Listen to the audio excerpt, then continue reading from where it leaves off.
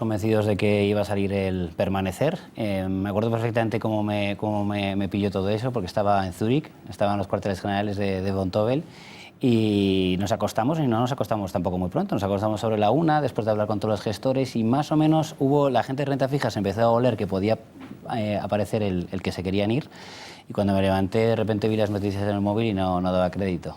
Sebastián.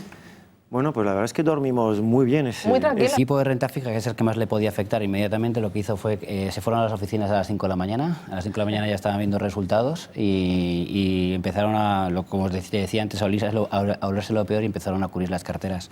Y recuerdo perfectamente que estábamos todos reunidos y a las 11 vino nuestro jefe de renta fija corporativa y nos contó que creía que teníamos que mantener la cabeza más fría. Nos empezó a hablar del famoso artículo 50, que nunca habíamos hablado hasta entonces, no habíamos oído hablar hasta entonces de él.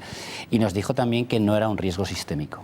Que un riesgo sistémico era, pues a lo mejor que quebrase un banco grandísimo y que podía contagiar al resto, pero que esta era una decisión política que iba a tomar tiempo y que no tenía por qué contagiar al resto. Que sí que iba a haber turbulencias en el mercado, pero que quería que era el momento de, como se suele decir, cuando lo mejor es no hacer nada. Vosotros en Filca Vibra también, el resto de las divisas y el resto del mundo, ¿cómo se lo está tomando? Bueno, primero se reaccionó con una cierta impaciencia, de manera exagerada, como ha contado Antonio. La libra finalmente ha caído un 10% y esto en el corto plazo, lo que ha sido durante el verano, ha sido bueno. Ha hecho que haya habido más turismo, encima ha habido buen tiempo, con lo cual lo que es el consumo en Londres y lo que es el consumo en Inglaterra en general durante el verano ha sido bueno. Pero sí que es verdad que el Banco de Inglaterra ha tenido que bajar tipos, ha tenido que reactivar todo lo que es la compra de activos y eso lo que te ha hecho es que se estrechen más en este caso los diferenciales ingleses, que tenían un poco de ventaja, ¿no?, con respecto a los europeos, y lo que vemos es que se ha pegado un poquito más a todo lo que puede ser bueno, cómo va Europa en cuanto a la posible recuperación. Y luego en cambio lo que sí que vemos es que como lógicamente tienes más baja la libra, cuesta mucho más, les va a costar mucho más importar y probablemente va a hacer que suban los precios allí, y eso lo que va a hacer es va a tener un efecto de recalentamiento y subirá la inflación, con lo cual va a tener una difícil papeleta probablemente el Banco de Inglaterra. ¿Las bolsas, Sebastián, han recuperado algo? No, bueno, en línea con lo que decía Amparo, también tenemos, por ejemplo, nuestro fondo europeo, tenemos un peso importante en Reino Unido y el fondo europeo lo ha hecho fenomenal. O sea, está prácticamente plano con lo que está cayendo la renta variable europea. Y tenemos el peso más importante lo tenemos en Reino Unido. ¿Qué es lo que pasa? Si tú, como ha dicho Sebastián, estás comprando empresas internacionales o globales, pero en este caso listadas en Reino Unido, lo que van a hacer es poder exportar más barato, porque la libra está más barata.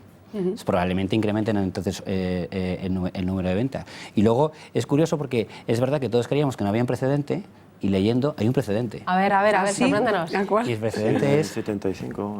No, en el 88 creo que fue Groenlandia, que Groenlandia era parte de Dinamarca, pero tiene una autonomía muy fuerte y en el 88 decidió salirse. Y por lo visto duró 3 años el proceso para poder... 3 años. Que no tira. Es que además hay un factor importante, que es que en el 2017 va a haber elecciones en Holanda, en Francia, en Alemania. Son países que en un momento dado tienen tendencia al populismo, o sea, tienen fuerzas populistas, tienen fuerzas euroescépticas y tienen fuerzas que si ven en un momento dado que salir de la Unión Europea es relativamente gratuito, pues probablemente mucha gente diga, pues vamos a salirnos también nosotros.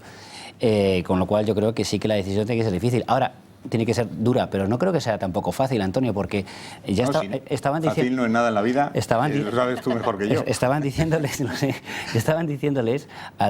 al mensaje que ha lanzado el ministro de la desconexión, estaba diciéndoles a los alemanes, ojo con lo que hacéis, que a lo mejor os subimos, no sé qué tanto por ciento dijo brutal, la importación de coches. Claro, los alemanes se hinchan a vender en coches en Reino Unido. Dicen, y además con eso que te vamos a meter, ese fee tan alto que te vamos a meter para que tú entres aquí, voy a potenciar mi industria automovilística, que no sé cuál le queda ya muy bien, pero eso es lo que han dicho. Entonces, claro, al final es una partida de póker y bueno, tienen 2 años para jugarla, pero no creo que sea fácil.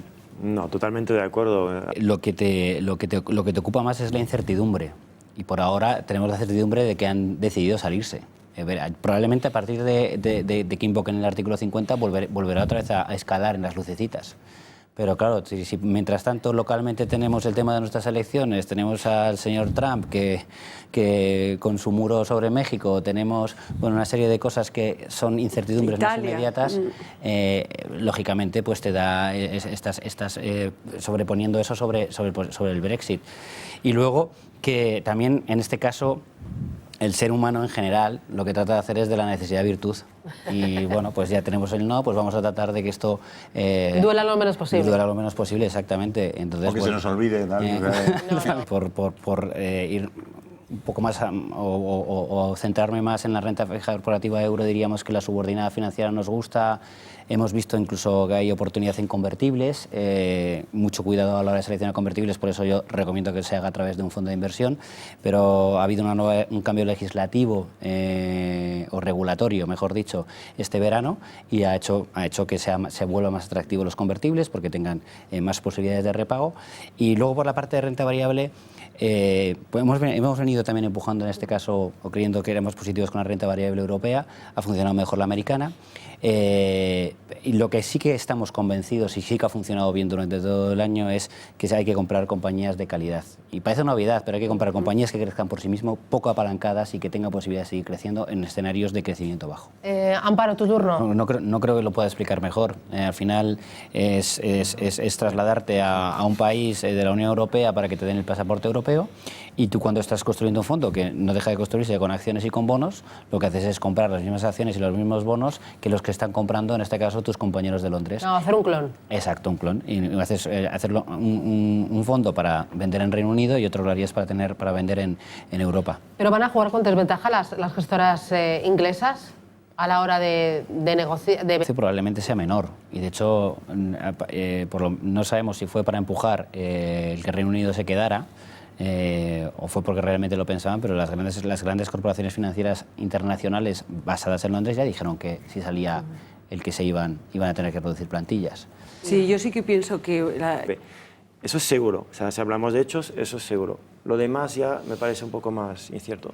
Hombre, yo no creo que sea todo un movimiento rápido, probablemente sea más gradual, lo veremos poco a poco, pero hablando volviendo un poco al tema sobre los fondos y todo lo demás, nosotros en Vontobel compramos hace 1 año y medio una gestora inglesa porque tenían un expertismo, eran expertos en temas en este caso de ABS, eran expertos y en otros 2 temas de renta fija que nos gustaba muchísimo cómo lo hacían.